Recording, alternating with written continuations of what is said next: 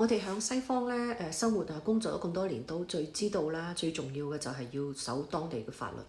咁樣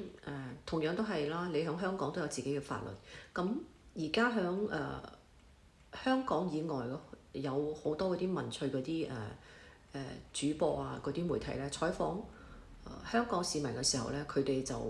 忽略咗，即係或者係唔會去睇去保護呢啲即係香港嘅市民，要佢哋係嘛講嘅嘢都要遵守當地嘅法律。我哋自己響西方係嘛做嗰啲新聞從業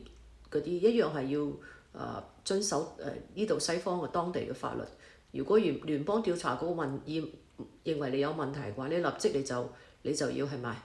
要合作啦？呢啲都係好簡單嘅，即係你喺西方係好遵守西方嘅法律，而到你採訪香港市民嘅時候，你又唔保護佢哋，唔提醒佢哋或者係要佢哋遵守當地香港嗰個法律，咁就係我覺得係唔應該咁樣咯。